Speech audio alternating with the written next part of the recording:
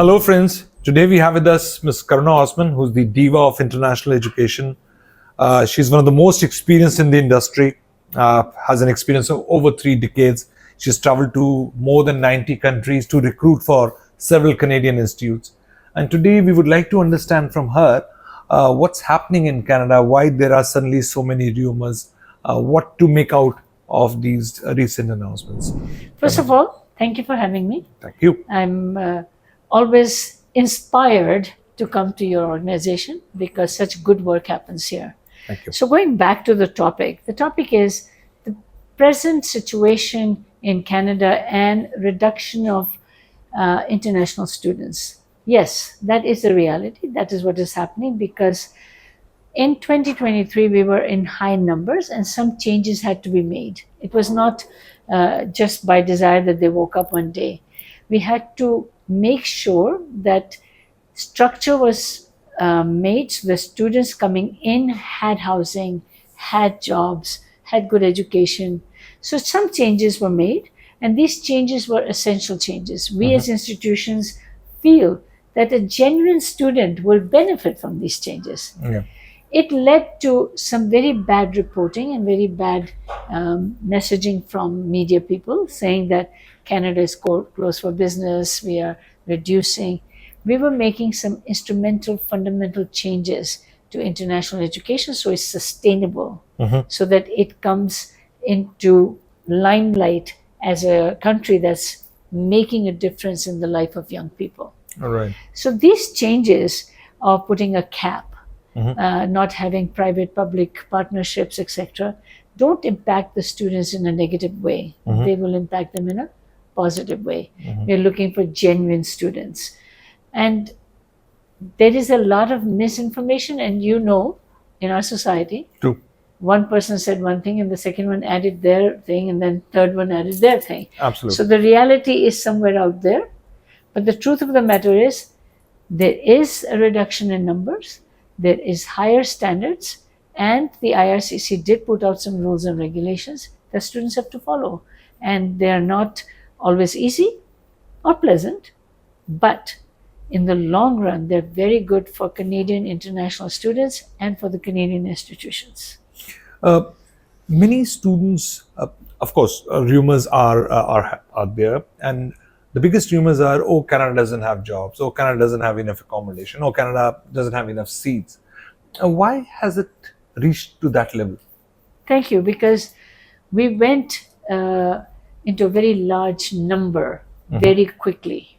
Right. So we didn't, during COVID, create the infrastructure to make larger accommodations available, etc., because we didn't know this was coming. Right. This is also an effect of COVID. And when COVID was over, more students who were waiting applied. So in that, some institutions got a larger number of students than they were able to accommodate in their community. But I will tell you that every institution and every leader in that institution is concerned about the well-being of the student. Right. Jobs is another thing. We are looking at that. Students are also very picky. I'm going to say one very humorous thing, that a student wants to always work in the job they deem it to be the best job. Of course. It's not, they're not accommodating. I'll give you my own history. I went at the age of 19 and I worked at 7-Eleven store and built from there. And you need to look at jobs in a way, where am I accommodated? What can I do? There are some challenges. I'm not going to say that jobs are readily available, that you're a health science student and you're going to get a job in health science. So some change in attitude is also needed by the student body.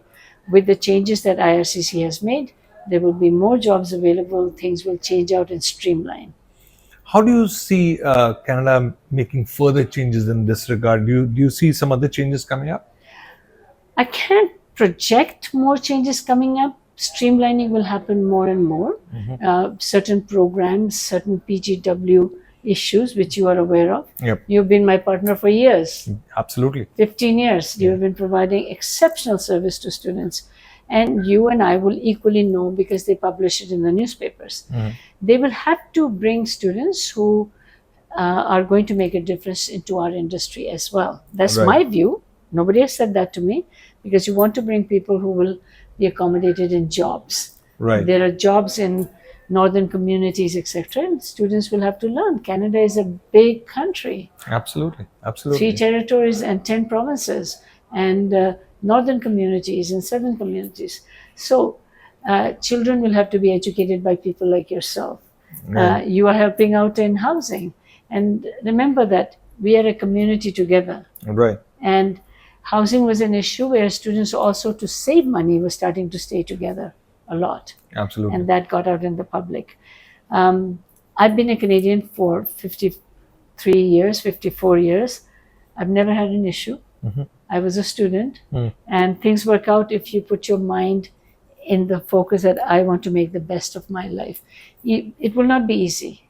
Selection and choices will have to be made by institution, by parents, and by people like yourself. So, in your opinion, Canada was one of the most popular countries for international students till around 2022. And within a span of 2 years, that perception Has changed. has changed. Yeah, 1 year. So now you think, when do you think this thing will be back on track given your experience in the field? I want to say to whoever is watching, Canada is open for business. Yeah. We are open to have you. We would like to have you full-fledged for many programs. So the truth is, it is going to take 1 full year to overcome the shock of the changes.